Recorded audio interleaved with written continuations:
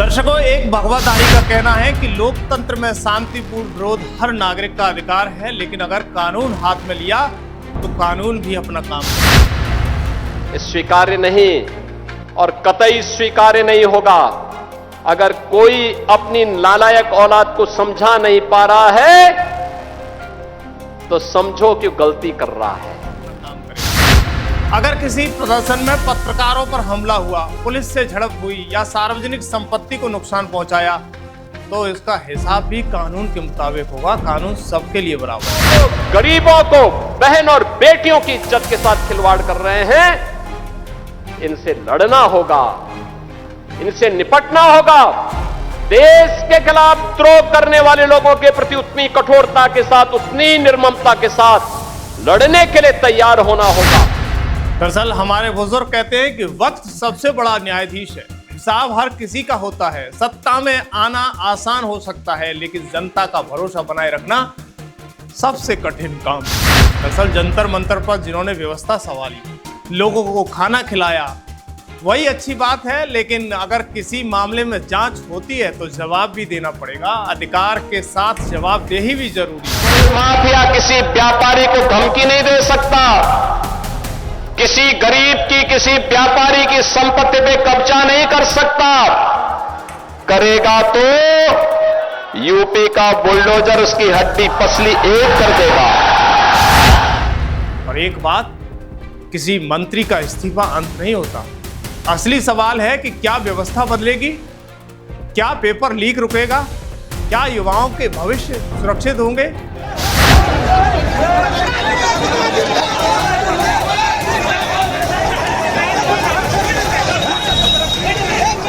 अगर लड़ाई लड़नी ही है तो ऐसे कानून के लिए लड़िए जो अपराधियों को जल्दी सजा दिलाए।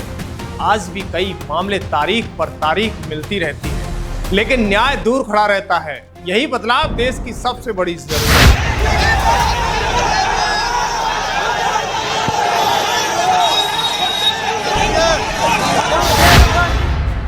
दोस्तों, एक इस्तीफा और उसके बाद ऐसा जश्न, होटल्स में पार्टी, डांस, सब कुछ मानो कोई भी बहुत बड़ी लड़ाई जीत चुके हों। दिल्ली के जंतर मंतर से लेकर सोशल मीडिया तक एक ही बात कही जा रही है, सरकार झुक गई। हाँ, सरकार झुकी, उसको झुकना चाहिए था, बहुत जरूरी था, क्योंकि बच्चों के हित की बात है, राजनीति के लिए नहीं। दर्शकों, क्या सच में सरकार झुकी थी या फिर यह सिर्फ एक नई राजनीतिक लड़ाई की शुरुआत थी? क्योंकि जिस आंदोलन ने शिक्षा मंत्री धर्मेंद्र प्रधान के इस्तीफे तक सरकार को घेरा, उसी आंदोलन के कुछ मंचों से अब उत्तर प्रदेश की ओर बढ़ने की बात होने लगी है। यहां तक कहा गया कि अगर यूपी में पेपर लीक नहीं रुका तो जंतर मंतर से भी बड़ा आंदोलन उत्तर प्रदेश की धरती पर होगा। यानी अब सीधी चुनौती मुख्यमंत्री योगी आदित्यनाथ को है। सरकार के सामने एक बड़ा रिस्पॉन्सिबिलिटी, जिम्मेदारी भी है। यही वो मोड़ था जहां एक छात्र आंदोलन की कहानी धीरे धीरे राष्ट्रीय राजनीति की बहस में बदलने लगी है। लेकिन अब पुलिस जिन लोगों के हिसाब कर रही है और जो भारत की शांति को पसंद नहीं करते, ऐसे लोग, अब उनका हिसाब भी हो रहा है, जो पीएम को खुले मंच से गाली दे रहे थे। नमस्कार, मैं योगेश कांत हूं और आप खबर एक्सपर्ट देख रहे हैं। आज की इस रिपोर्ट में हम भावनाओं से नहीं, बल्कि पूरे घटनाक्रम की टाइमलाइन, सार्वजनिक बयान और सामने आए दावों के आधार पर समझाएंगे कि आखिर धर्मेंद्र प्रधान के इस्तीफे के बाद ऐसा क्या हुआ जिसने पूरे विवाद की दिशा ही बदल दी। दरअसल नीट और दूसरी भर्ती परीक्षाओं में पेपर लीक के आरोपों के बाद पूरे देश में छात्रों का गुस्सा लगातार बढ़ता गया। सोशल मीडिया पर अभियान शुरू हुआ, कई शहरों में प्रदर्शन हुए। सरकार पर परीक्षा व्यवस्था में सुधार का दबाव लगातार बढ़ने लगा। छात्रों की मांग साफ थी, उन्होंने सिर्फ निष्पक्ष परीक्षा और पारदर्शी भर्ती प्रक्रिया चाहिए थी। बढ़ते दबाव के बीच केंद्र सरकार ने कई फैसले लिए। जिम्मेदार अधिकारी और कर्मचारियों पर कार्रवाई शुरू हुई, एनटीए में सुधार की प्रक्रिया तेज हुई और शिक्षा मंत्री धर्मेंद्र प्रधान ने भी अपना पद छोड़ दिया, इस्तीफा दे दिया। सरकार ने कहा कि परीक्षा प्रणाली को मजबूत किया जाएगा और दोषियों को किसी भी कीमत पर नहीं छोड़ा जाएगा। दूसरी तरफ आंदोलन से जुड़े कई लोगों ने इसे अपनी सबसे बड़ी जीत बताते हुए कहा कि ये छात्रों की एकजुटता की ताकत है। अगर कहानी यहीं खत्म हो जाती है तो शायद ये सिर्फ शिक्षा व्यवस्था तक सीमित नहीं रहेगी। लेकिन इसके बाद कुछ ऐसे बयान सामने आए जिन्होंने पूरे घटनाक्रम को नया राजनीतिक रंग दे दिया। आंदोलन से जुड़े कुछ लोगों ने कहा कि ये तो सिर्फ शुरुआत है और जरूरत पड़ी तो आगे भी सरकार पर दबाव बनाया जाएगा। इसी दौरान उत्तर प्रदेश को लेकर दिए गए बयान सबसे ज्यादा चर्चाओं में है। कहा गया है कि अगर वहां भी पेपर लीक जैसी घटनाएं होती हैं तो उत्तर प्रदेश में इससे भी बड़ा आंदोलन देखने को मिल सकता है। इस बयान के सामने आते ही राजनीतिक गलियारों में हलचल तेज हो गई। उत्तर प्रदेश की राजनीति और कानून व्यवस्था को लेकर योगी आदित्यनाथ की कार्यशैली पहले से ही चर्चा का विषय रही है। इसलिए ये बयान सीधे सीधे राजनीतिक बहस का हिस्सा बन गया। सोशल मीडिया पर तुरंत दो तरह की प्रतिक्रियाएं सामने आई हैं। एक वर्ग का कहना है कि छात्र अब सिर्फ अपने अधिकारों के लिए आवाज उठा रहे हैं, जबकि दूसरा वर्ग दावा कर रहा है कि आंदोलन अब अपने मूल उद्देश्यों से आगे बढ़कर राजनीतिक दिशा ले रहा है। इसी बीच मुख्यमंत्री योगी आदित्यनाथ का एक पुराना बयान फिर से वायरल होने लगा, जिसमें उन्होंने कहा था कि लोकतंत्र में शांतिपूर्ण विरोध हर नागरिक का अधिकार है, लेकिन कानून हाथ में लेने की अनुमति किसी को नहीं दी जा सकती है। समर्थकों ने इसी बयान को साझा करते हुए कहा है कि उत्तर प्रदेश में किसी भी तरह की अराजकता बर्दाश्त नहीं की जाएगी, जबकि आंदोलन का समर्थन करने वाले लोगों ने कहा है कि उनका उद्देश्य केवल परीक्षा व्यवस्थाओं में सुधार की मांग करना है। दरअसल इसी दौरान एक और नाम लगातार सुर्खियों में आने लगा, जुनैद। सोशल मीडिया पर दावा किया गया कि जंतर मंतर पर प्रदर्शनकारियों के लिए भोजन और दूसरी व्यवस्थाओं में उसकी महत्वपूर्ण भूमिका थी। यानी हजारों लोगों को प्रत्येक दिन जुनैद के द्वारा भोजन कराया गया। अब भोजन वहाँ कम से कम हजारों, 2000, 3000 लोग थे पर डे। खाना कहाँ से आया? एक मोबाइल की शॉप चलाने वाला व्यक्ति। ये तो बहुत अच्छा काम है कि छात्रों को भोजन दिया, लेकिन अब जब बात देश की आएगी तो हिसाब भी लिया जाएगा। वही हो रहा है। इसके बाद कई तरह के सवाल उठने लगे। आखिर इतने बड़े स्तर पर रोजाना हजारों लोगों की व्यवस्था कैसे हो रही थी? क्या ये सब आम लोगों के सहयोग से थी या चंदे से चल रही थी, या इसके पीछे कोई बड़ा नेटवर्क भी था? इन सवालों के बीच कई तरह के दावे सामने आए। कुछ लोगों ने कहा कि पूरी व्यवस्था जनता के सहयोग से की गई, जबकि दूसरी तरफ पूरे मामले की निष्पक्ष जांच की मांग और भी तेज होने लगी है।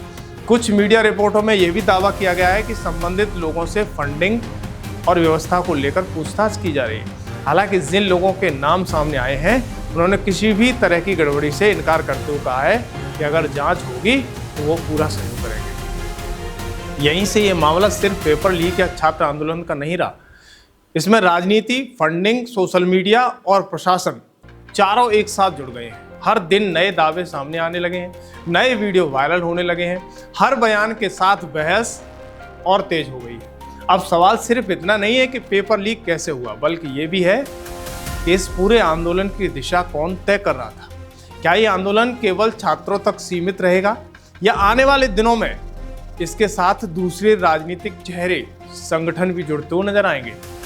यही वो सवाल था जिसने पूरे देश का ध्यान इस आंदोलन की तरफ खींच लिया, क्योंकि आगे की कहानी में सिर्फ बयान नहीं है, बल्कि जांच, आरोप, राजनीतिक प्रतिक्रियाएं और कई ऐसी घटनाक्रम सामने आए हैं जिन्होंने इस विवाद को और भी बड़ा बना दिया है।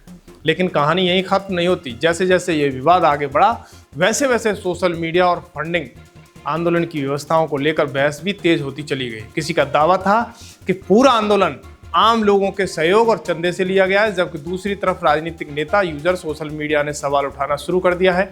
इतने बड़े स्तर पर कई दिनों तक हजारों लोगों के लिए भोजन, पानी, व्यवस्था, दूसरी सुविधाएं आखिर कैसे संभव था? यही वजह थी कि पूरे मामले की निष्पक्ष जांच की मांग लगातार उठने लगी है। कुछ मीडिया रिपोर्ट में दावा किया गया है कि प्रदर्शन से जुड़े कुछ लोगों से फंडिंग और व्यवस्थाओं के संबंध में पूछताछ की जा रही है। हालांकि जिन लोगों के नाम चर्चा में आए हैं उनमें सभी आरोपों को खारिज करते हुए कहा है कि उन्होंने कोई गैर कानूनी कार्य नहीं किया है। अगर किसी एजेंसी को जानकारी चाहिए तो वे पूरा सहयोग करेंगे। यानी एक तरफ सवाल थे, दूसरी तरफ सफाई थी, लेकिन इन दोनों के बीच राजनीतिक बयानबाजी लगातार तेज होती चली गई। इसी दौरान कई राजनीतिक दलों ने इस पूरे घटनाक्रम को अपने अपने नजरिए से पेश करना शुरू कर दिया है। भारतीय जनता पार्टी के नेताओं का कहना था कि छात्रों की मांगों पर सरकार ने कार्रवाई की है, परीक्षा व्यवस्था में सुधार की प्रक्रिया शुरू कर दी गई है और दोषियों के खिलाफ सख्त कदम उठाए जा रहे हैं। उनका ये कहना था कि अगर छात्रों के मुद्दे की आड़ में कोई राजनीतिक एजेंडा चलाने या कानून व्यवस्था को प्रभावित करने की कोशिश करेगा तो उस पर भी कानून के अनुसार कार्रवाई होगी। Not want solution. He does not want slogans. He wants solution. And this bill that Prime Minister Modi is bringing today is the solution. It is 30 years late, but for the first time in the country's history, 70 years के बाद एक special कानून examination के बारे में पारित हो रहा। All of these whiles, Priyanka ji asked a question. Why has there been no conviction? Priyanka ji, मैं आपको बताना चाहता हूं, कन्विक्शंस इसलिए नहीं होता था क्योंकि एक स्पेशल कानून इसके लिए नहीं था। आप 2010 में इसको इंट्रोड्यूस किए थे, पास नहीं किए थे, हम इस बार इसको पास कर रहे हैं। This is the reason 70 years में, in 70 years of the country's history, this is the first time a special law to criminalize was passed in 24 and is being strengthened now in 26. Adhyaksh ji, but I want to take this debate further. I want to broaden the scope of this debate. आज जब चर्चा हो रही थी, कई सारे सुझाव आए शिक्षा के संबंध में, एग्जामिनेशन के संबंध में। I want to ask myself a question that many students ask every day. Why is our education system like this today? Exam system जो ब्रोकन हो चुका है, एग्जाम सिस्टम में जो फॉल्ट्स है, this is only a symptom. The real problem is with the education system. दूसरी तरफ विपक्षी दल लगातार सरकार पर सवाल उठाते हुए रहे हैं। उनका कहना है कि अगर परीक्षा व्यवस्था पहले से मौजूद होती तो पेपर लीक की घटना और समय रहते उन पर रोक लगाई जा सकती थी, लाखों छात्रों को सड़कों पर उतरने की नौबत ही ना आती। यानी दोनों पक्ष अपनी अपनी दलीलों के साथ सामने आए थे, लेकिन सबसे ज़्यादा प्रभावित वही छात्र थे जिनकी पूरी लड़ाई निष्पक्ष परीक्षा और पारदर्शी भर्ती प्रक्रिया को लेकर शुरू हुई थी। और 5 गुना 20, 1 करोड़ लोग नाराज हुए सरकार से। और अक्सर हम पॉलिटिकल लोग हैं, हम लोग जानते हैं जब कभी आंदोलन करते हैं तो कितनी तैयारी करानी पड़ती है, गाड़ियों का इंतजाम, खाने का इंतजाम और इंतजाम। लेकिन ये पहला आंदोलन देखा कि जिसमें माँ बाप भी जुड़ गए और कहा कि जाओ बच्चों आंदोलन करो, हम आपके साथ हैं। ये पहला आंदोलन ऐसा देखने को मिला है। और केवल दिल्ली में नहीं हुआ ये, केवल दिल्ली में नहीं हुआ ये। अगर ये बात गलत है, अगर ये बात अध्यक्ष महोदय गलत लग रही है तो देश के होम मिनिस्टर साहब को ले आइए, वो सब एक्सप्लेन कर देंगे।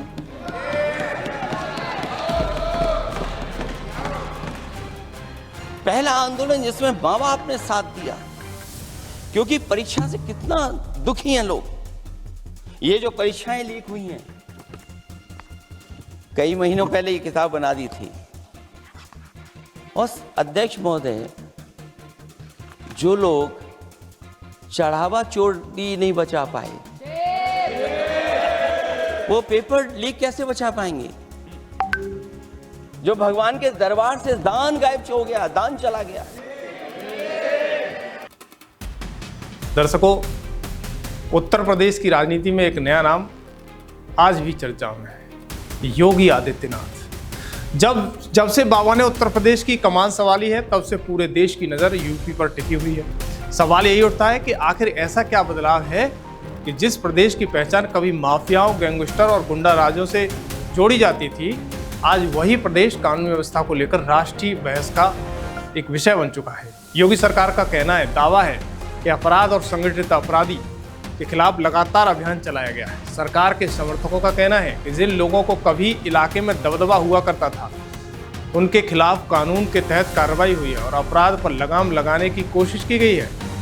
यही वजह है यहाँ से समर्थक इसे भयमुक्त उत्तर प्रदेश की दिशा में बड़ा बदलाव बताते हैं। दोस्तों, जब खबर एक्सपर्ट की टीम माइक लेकर जनता के बीच पहुंचती है तो दो अलग अलग तरीके तस्वीरें सामने दिखाई देती हैं। एक वर्ग कहता है कि बाबा अपराधियों के खिलाफ सख्त हैं, लेकिन आम और कानून का पालन करने वाले लोगों के लिए सुरक्षा और भरोसे का प्रतीक बताते हैं।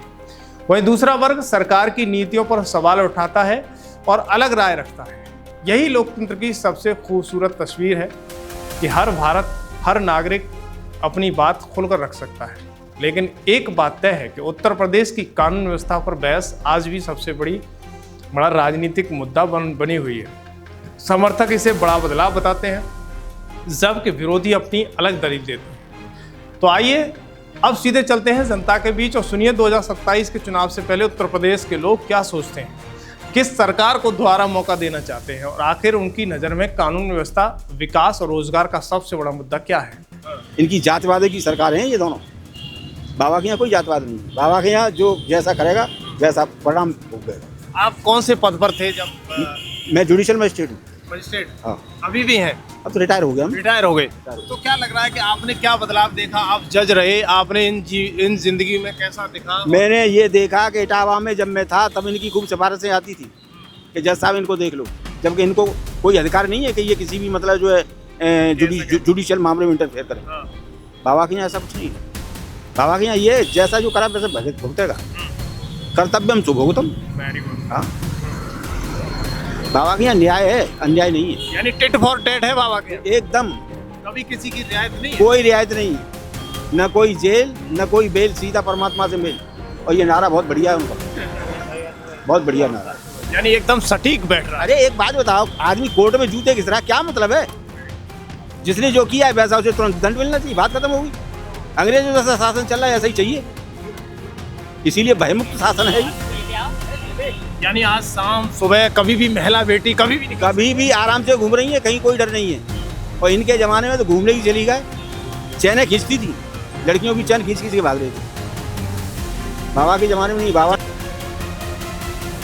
लेकिन हम बात कर रहे हैं उन नेताओं की जो उत्तर प्रदेश की शांति से खुश नहीं है। वो हर हाल में यूपी में दंगा चाहते हैं, क्योंकि बाबा के सिस्टम ने यूपी के लोगों का दिल जीत लिया है और विपक्षी दल उसका तोड़ नहीं निकाल पा रहे हैं। लेकिन अब योगी ने भी खुले मन से ऐलान कर दिया है कि सबका हिसाब किताब जरूर होगा, क्योंकि वो कहते हैं कायदे में रहोगे तो फायदे में रहोगे। दर्शकों, सोशल मीडिया पर कई लोगों ने दावा किया है कि अगला बड़ा आंदोलन उत्तर प्रदेश में हो सकता है। हालांकि उस समय तक इस तरह के किसी भी बड़े कार्यक्रम की आधिकारिक घोषणा सामने नहीं आई, लेकिन केवल इस चर्चा ने ही राजनीतिक माहौल को गर्म कर दिया है। उधर योगी सरकार के समर्थक लगातार कानून व्यवस्था के उदाहरण देते हुए नजर आते हैं। वो कहते हैं कि उत्तर प्रदेश में शांतिपूर्ण विरोध लोकतांत्रिक अधिकार है, लेकिन हिंसा, तोड़फोड़ या सार्वजनिक संपत्ति को नुकसान पहुंचाने की किसी को भी जो प्रतिक्रिया है वो बर्दाश्त नहीं की जाएगी। दूसरी तरफ आंदोलन का समर्थन करने वाले लोग कहते हैं कि उनका उद्देश्य केवल छात्रों की आवाज़ को सरकार तक पहुंचाना है। यही वजह रही कि पूरे घटनाक्रम को लेकर सोशल मीडिया पर लगातार तीखी बहसें चलती रही। समय बीतने के साथ साथ ये स्पष्ट होने लगा है कि ये विवाद अब सिर्फ एक परीक्षा का और एक आंदोलन तक सीमित नहीं रहा। इसमें शिक्षा व्यवस्था, राजनीतिक, सोशल मीडिया, जनमत, प्रशासनिक कार्रवाई सभी एक साथ जुड़ चुके हैं। एक वीडियो वायरल होता है तो नई बहस शुरू हो जाती है, कोई नया बयान आता है तो पूरी राजनीतिक माहौल बदल जाता है। आज के दौर में सोशल मीडिया किसी भी मुद्दे को कुछ ही घंटों में राष्ट्रीय बहस बना सकता है, और इस आंदोलन ने भी यही दिखाया है। लेकिन उसके साथ एक बड़ी जिम्मेदारी भी जुड़ी है। किसी भी आरोप को अंतिम सच मान लेना, ये सबसे पहले उसके निष्पक्ष जांच होना जरूरी होता है। अगर कहीं गड़बड़ी हुई है तो दोषियों के खिलाफ कार्रवाई भी होनी चाहिए। अगर किसी पर आरोप लगाए गए हैं तो उनका फैसला जांच एजेंसी और अदालतों को करने का हिसाब किताब देना चाहिए, न कि सोशल मीडिया की अदालत को। इस पूरे घटनाक्रम से एक बात साफ होकर सामने आई है कि देश का हर छात्र सिर्फ इतना चाहता है कि उसकी मेहनत यानी किसी पेपर माफिया की वजह से बर्बाद न हो। भर्ती परीक्षाओं के समय में निष्पक्षता हो और उनके परिणामों पर भी किसी तरह का सवाल न उठे। यही इस आंदोलन की सबसे बड़ा संदेश भी है। दूसरी तरफ सरकार के सामने भी चुनौती है, वो ऐसी व्यवस्था तैयार करे जिसमें पेपर लीक जैसी घटनाओं की संभावना न हो, न्यूनतम हो, युवाओं का भरोसा दोबारा मजबूत हो सके। आने वाले समय में जांच से कौन कौन से तथ्य सामने आते हैं, उत्तर प्रदेश को लेकर की गई बयानबाजी केवल राजनीतिक बयान साबित होती है या वास्तव में कोई बड़ा आंदोलन देखने को मिल सकता है। फंडिंग से जुड़े सवालों के क्या जवाब निकलते हैं और परीक्षा व्यवस्था में सुधार कितनी तेजी से लागू होता है, इन सभी सवालों का जवाब समय देगा।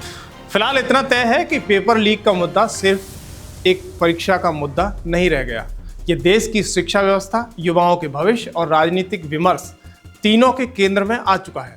ऐसे में सबसे बड़ी जरूरत है तथ्यों, पारदर्शिता और जवाबदेही की, ताकि छात्रों का विश्वास द्वारा कायम हो सके।